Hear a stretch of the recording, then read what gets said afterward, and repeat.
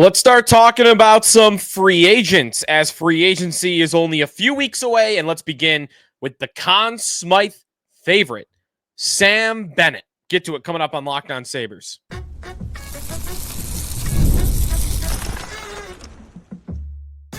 You're Locked On Sabres, your daily podcast on the Buffalo Sabres. Part of the Locked On Podcast Network, your team every day. What is up, everybody, and welcome into this Wednesday edition of the Locked On Sabres podcast. Thanks for making us your first listen every day. We are free and available wherever you get your podcast. You can watch the show on YouTube. Be sure to like and subscribe if you do. And if you would like to become a part of our Locked On Sabres text club, you can do that by heading over to joinsubtext.com/LockedOnSabres. Sneaky Joe DiBiase here in the middle of the week, couple of weeks away from free agency, in the middle of the Stanley Cup final, and there is a lot to get to on today's show when it comes to what we're going to do, what the Sabres are going to do in free agency. We'll start evaluating different names, and today that is going to be Sam Bennett. We talked Mitch Marner a couple of times during the season, and then once the season was over. So we've already talked a little bit about Marner, and maybe there's a little more of that to come, but we'll start diving into some of the other big names, and why not start with the guy that leads the Stanley Cup playoffs in goals. So we'll get to some talk about Sam Bennett on today's show. If you missed our recent episodes evaluating some of the players on the Sabres roster, like Zach Benson and others, be sure to check that out as well, wherever you may listen to this podcast in the feed. It is today is my 30th birthday, and I did have one Sabres thought about turning 30 today. Actually, two Sabre thoughts about turning 30 today. One is there is only two Buffalo Sabres on the roster, actually really one that's under contract. No, two, it's two that are in their 30s. That's when you start feeling a little bit old, is, hey, there's nobody on the team that's older than you. Well, in this case, there are two, Sam Lafferty and Jason Zucker. All right, so there's a couple.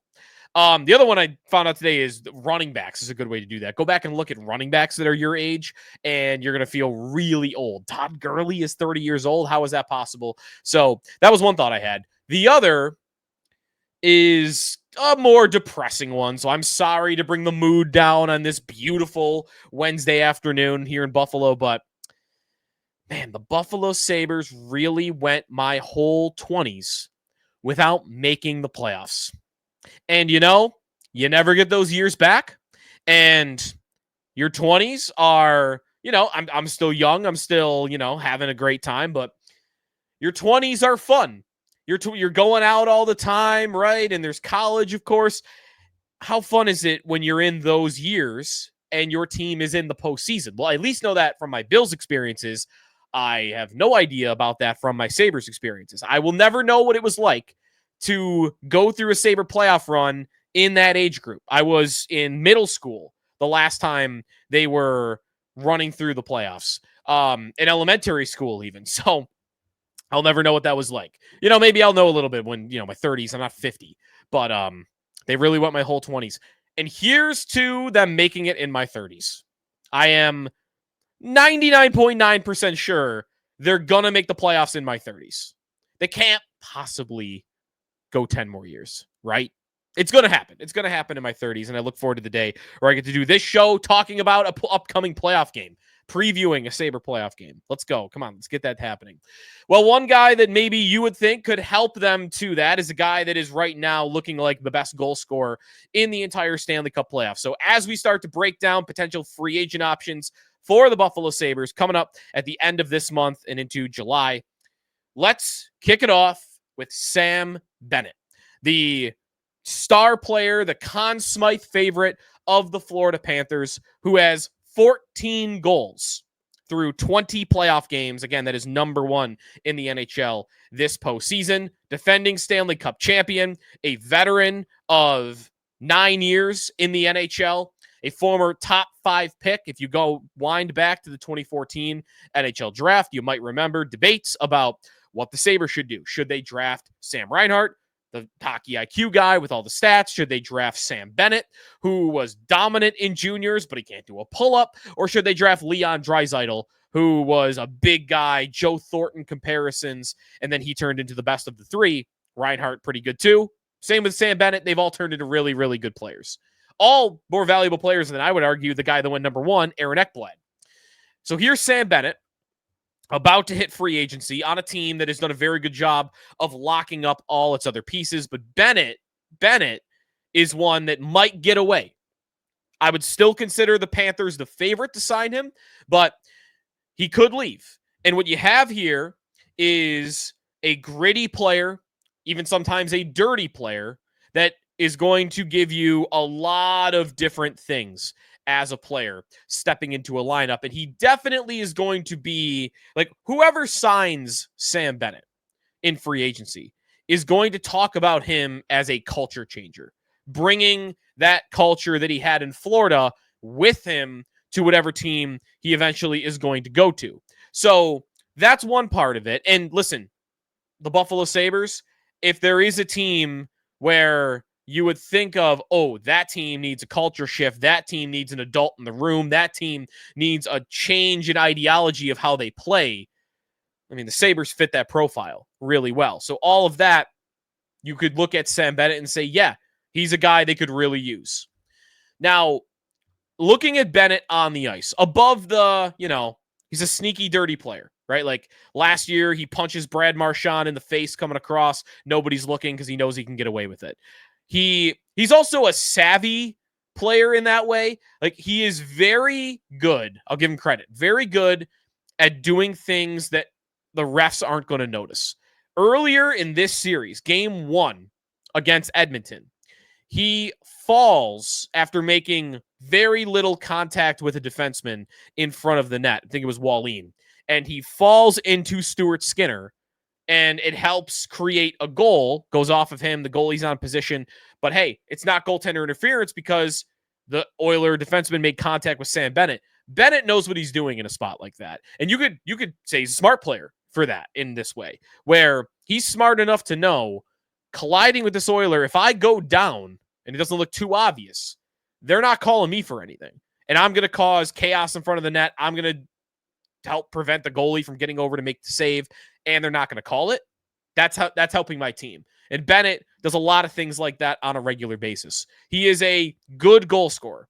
He is a guy that could put the puck in the back of the net. He has had 20 goals 3 of the last 4 years. The only season that he did not get to 20 goals since he got to Florida was a 16-goal campaign in 63 games, so he missed almost 20 games. Fair to say he would have got right up to that 20-goal mark. He is also somebody, though, that does not pile up as a playmaker.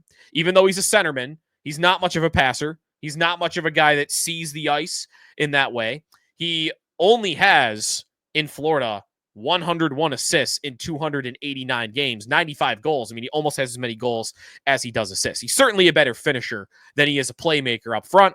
Offensively, he's always on the ice when the team is generating chances. He's a fast player. Last night or last game, if you saw him on that breakaway, Lutzerainen has a clear ice in front of him. He's got a guy trailing. Bennett shoots up the center, and Lutzerainen just lays it out for him like, you go. You're going to be way faster than me in this spot. You go on the breakaway. Bennett went backhand, forehand, and scores. So Bennett is a good goal scorer.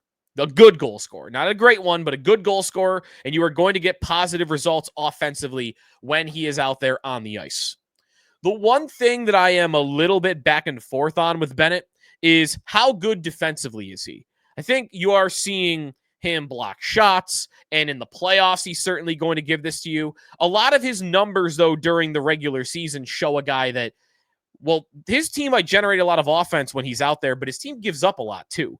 I mean, if you go to like shots allowed per game when he's on the ice, per 60 when he's on the ice, he's not like one of the worst players in the league, but he's definitely below average when it comes to giving up more shots, shot attempts, expected goals in general.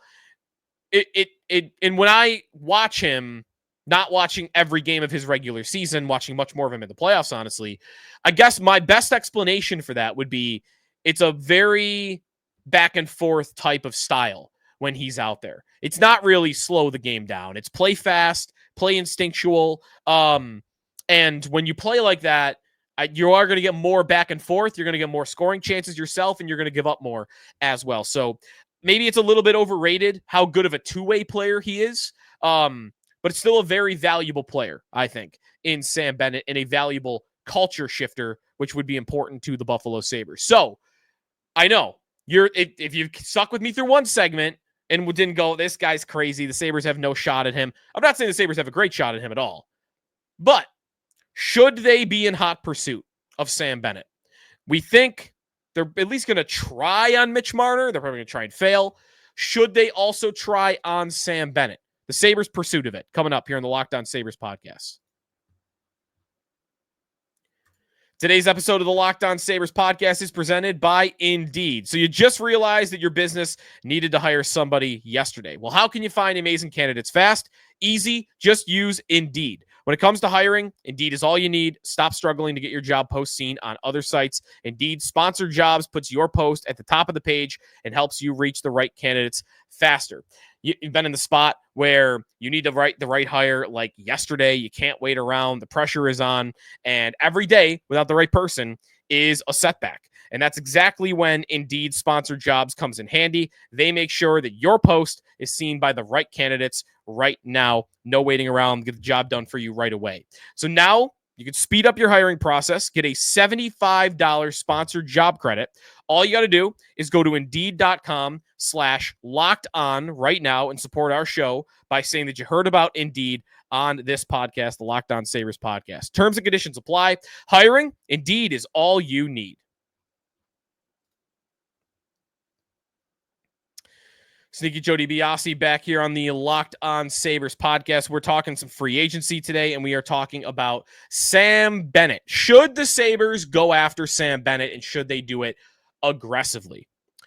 There's one avenue that I would say you get your foot in the door, and as the Buffalo Sabres, this is a familiar discussion that we're about to have, but you're, in my opinion, most able to go get a free agent of this caliber one of two ways. One is money. Overpay, have the highest bid, pay more money than others. The Sabres are often not that team because of the way ownership likes to run the show. So that's one angle. Two is getting lucky enough to find a guy that is from the Toronto area, the Southern Ontario area, and play the angle and hope like hell that the guy wants to be closer to home. And that is his most motivating factor, or one of his most motivating factors. So where is Sam Bennett from? Might have trouble pronouncing the name of the town that he is from. East Gwillimbury, which is not Toronto. It is just north of Toronto. And it is about a 2-hour and 20-minute drive from Buffalo. So, a few minutes north of Toronto. So Toronto's certainly closer, but if you wanted to be closer to home, you're going to need that. If you want to get your foot in the door and be taken seriously for this, unless you're willing to overpay him a ton of money, you're going to need him to want that, and you're probably still going to have to overpay what everybody else is going to want. The pursuit of Bennett, if the Sabres want to go after him and think he's the right type of DNA for this roster, what they are going to need is to beat Toronto. Because Toronto, I would be floored if the Toronto Maple Leafs were not all in to sign Sam Bennett. It feels more and more like the Toronto-Mitch Marner relationship is over. So the Leafs, who tried to trade for Mikko Rantanen at the deadline too, and that didn't work, they're going to be left with more money to spend this offseason than they've ever had at their disposal, where they've always had to tinker and do these little value contracts because they've had everybody at big salaries. Well, Tavares' contract is over, and they get him at a lower number. Marner's contract is off the books now. And the cap, by the way, is going up to $95 million. Toronto finds himself with more money than ever. And if you think about the Maple Leafs, think about how their seasons have gone. They are falling in the playoffs. They are always labeled as being too soft. They are always being criticized, and I think this part is definitely rightfully so, for their game going down in the postseason, becoming a worse team overall, not elevating in the playoffs. Here's a guy that is certainly not soft and has elevated in the postseason, not the other way around. Toronto, I'd expect to act desperately to get a guy like Sam Bennett in their organization, probably to the tune of $9.5, $10 million a year, which that's got a sticker shock to it and sounds like a lot for a player of his caliber. He is a good player. He is not an elite player. The cap going up, though, I think you're going to see salaries start to boom a little bit in the NHL, and this might be one of the first guys that we really see that with, and there will be criticism of that contract, but in 3 years, when the cap is over $100 million, $10 million is going to be the new 8, and even 8, you could say, is a little bit of an overpayment for a player of his caliber, but you're spending the premium of getting a guy in free agency when everybody's able to bid and getting him to leave Florida, a winning organization where he's going to win cups, the beach, right? The taxes, all of it, and the guys in that locker room where you're comfortable and they have what it takes to win. Getting him to leave all of that, you're going to have to spend big. So from the Sabre perspective, you better hope that Toronto isn't going to come at him with a $9.5, $10 million contract, because the Sabres would likely have to go well above and beyond that. And then we're starting to talk about $11, $12 million for a player that's career high is 51 points. And that sounds like crazy talk. I did put this question in our text club. You're Kevin Adams. You find out through the agent, hey, Bennett wants to play closer to home. We're talking to Toronto. He wants to know if you're willing to make an offer. And even if you were to think, hey, this is just him using us as a bargaining tool, what are you willing to offer? And a lot of the contracts I saw, they're not going to be enough. 4 years for $7 million. I think that's appropriate for Sam Bennett. I also think you're not getting him for near that. $8.5 million times 6 years with a no movement clause from one other texter. A little bit closer. Maybe the term gets him to come on that one. One soul said they should give him 5 years, $12 million a year.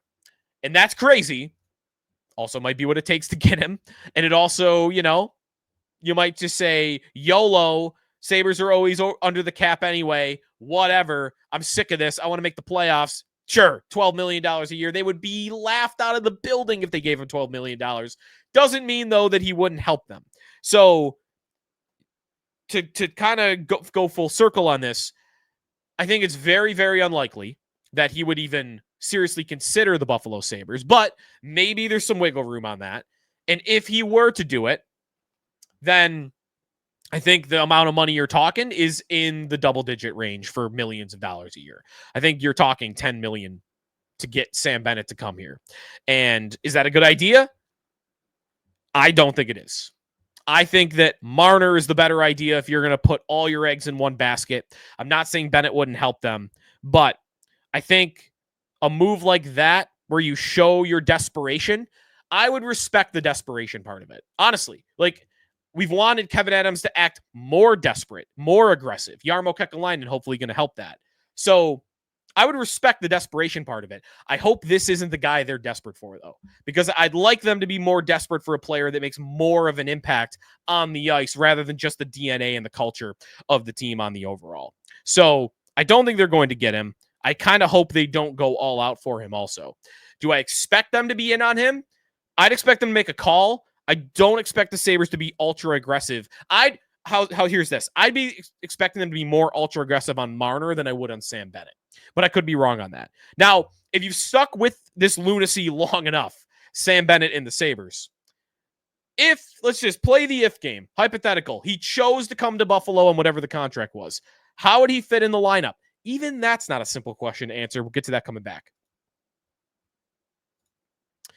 Sneaky Joe DiBiase. Today's episode is presented by Wonderful Pistachios. If you are looking for a snack that is both delicious and nutritious, be sure to crack into a good source of protein with Wonderful Pistachios. Wonderful Pistachios is one of the highest protein nuts. Each 1 ounce serving has 6 grams of protein. That gives you over 10% of your daily value. And plus, they are packed with fiber and better for you unsaturated fats that'll help keeping you feeling fuller longer. As you've heard, my number one for Wonderful Pistachios is throw a bag in my golf bag, and if I need a snack out on the course, it is the perfect golf course snack, especially the no-shells variety, because you just take a handful. It's super simple. But if you are somebody that likes that sound of the crack of the opening of the shell, it's like snack meditation, you could get the shells variety as well. So whether you're running between meetings or you're dropping off the kids, Wonderful Pistachios are the snack that works as hard as you do.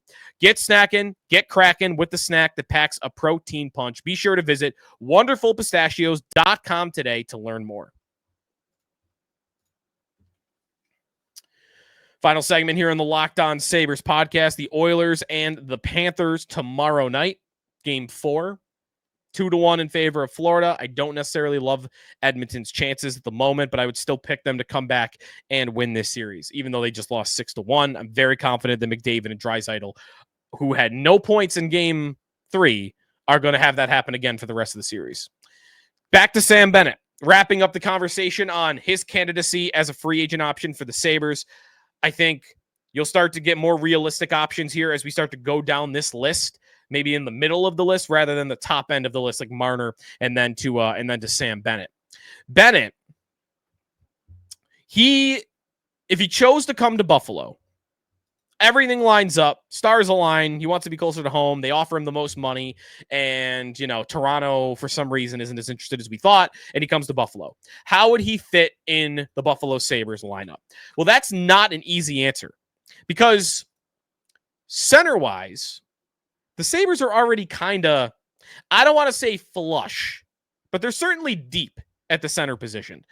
Josh Norris, Yuri Kulik, Ryan McLeod, Peyton Krebs. 1, 2, 3, 4.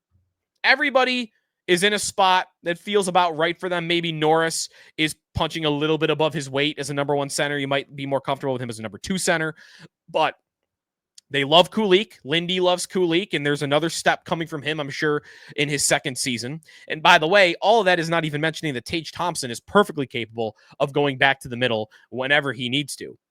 Bennett signing would either mean he's got to play the wing, or he's going to play center. Kulik is going to move to the wing. Norris is going to move to the wing.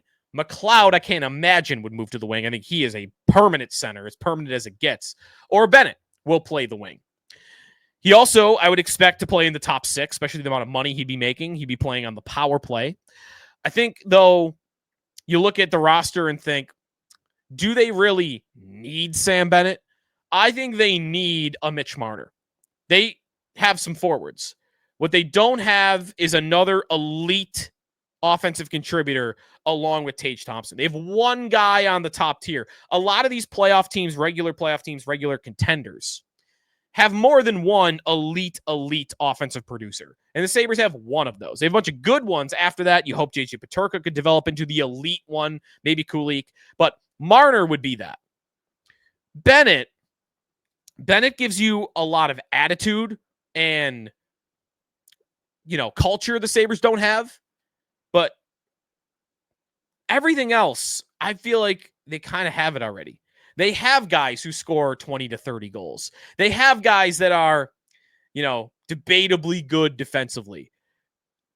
Do they have a guy that has got the attitude of him on the ice? I'm not going to argue that. I think one thing he would do for them is he would drive a attitude in their locker room that, hey, if you're not stepping up for your teammates, if you're not throwing your body around every single night, if you're not doing everything it takes to win, then I'm going to be in your grill about it. That's what you would hope for from Sam Bennett, showing this group what it takes to win. I don't personally believe that is the right type of mindset, though, when you're overpaying for free agents. I don't want to say that has no value, but that's not worth $9-10 million to me a year. Okay. So the one other point I want to make about why the Sabres maybe shouldn't do this. Name me, and this is a challenge. I looked around briefly and I couldn't really find a good example of this. Go find me a role player. It feels unfair to call Bennett a role player, though, because he is leading the Panthers in goals right now and leading the playoffs. So I get it. If you want to say that's too harsh on him, fine. But if I were to rank the Panthers players over the last 3 years making these runs, based on their importance to the team, Barkov is 1. Reinhardt is 2. Forsling is 3. Bobrovsky is in the top 4. And then Bennett is debatable with Carter Verhaeghe, and maybe I'm even missing somebody else, Aaron Ekblad. He's on that second tier. So name me a guy that wasn't one of the core members of a Stanley Cup dynasty that left, and then that team won the same way, or won it all. They've been good players. Think of Chicago. Dustin Byfuglien left Chicago. He got Atlanta and then Winnipeg, and he was a great player for a long time. What did they win? Did they ever even leave the first round? Andrew Ladd, who was another part of that Chicago team. Andrew Ladd leaves Chicago, and he goes to Winnipeg with Byfuglien. Then he goes to the Islanders. And when did he ever win anything anywhere else after winning the Stanley Cup in Chicago? If I were to go back to what else? Some of those, did any of those Kings teams really leave? How about Tampa? Tyler Johnson for years was going to be on the move, and he's never won anything in Chicago, especially. But maybe that's a little unfair to him. Like Yanni Gourde. Yanni Gourde's not as good of a player as Sam Bennett is, but that guy was a 60-point player in Tampa, won the cup. He went to Seattle, never won anything. But you know what I mean? Like, a lot of those guys go somewhere else, and it's always perceived as they're going to show this group how to win, but you can't show Josh Norris how to be Alex Barkov. You can't show Ukko-Pekka Luukkonen how to be Sergei Bobrovsky. You can't show Matthias Samuelsson how to be Gustav Forsling. I think that point gets over-talked about a little bit too much, and I don't see many examples of a guy like a Bennett leaving a cup contender, going and sprinkling his pixie dust knowledge over the new team, and having that new team win in a big way. So I wouldn't expect the Sabres to win in a big way. Would they make the playoffs? I mean, they might do that anyway. So all in all, to summarize, I'm not in on the Sam Bennett idea because the cost is going to be exorbitant. And if I'm going to start reaching into the tens of millions of dollars a year, I want them to have all their eggs in the Mitch Marner basket, not in the Sam Bennett basket. I would rather go for Brock Besser, Nikolai Ehlers, Aaron Ekblad, his teammate in Florida. I'd rather go after that. And there's others that I'd like to see the Sabres go after as well. Some of those names that I just mentioned and others are going to be talked about on this show leading up to July 1st. We'll start talking more and more about free agency. I expect the Sabres to be active. I expect them to try harder in free agency this offseason than they have in almost a decade. Will they land anybody? Good question. But in past years, I feel like these free agent topics were not even worth having at all because just wouldn't expect the Sabres to try. Not just not land them, not try. This year, they might not land them. They're going to try. And for that, I think we've got some good ideas to talk about coming up. So, Sam Bennett, let me know what you think. Tomorrow on the show, we've already talked about Marner. We've talked about Bennett now. Next up, we are going to talk about Aaron Ekblad of the Florida Panthers, another free agent option this summer. Is he the right partner for Owen Power? We'll talk about it. And also, if you want to get more on the Stanley Cup playoffs, the Stanley Cup final, I should say, be sure to check out Locked On NHL Game Night. Every game, every night through the rest of this series until we see someone lifting the cup. Find NHL Game Night on Locked On NHL on YouTube or wherever you listen to your podcasts. We'll talk to you next time. You're the Locked On Sabres podcast, part of the Locked On Podcast Network, your team every day.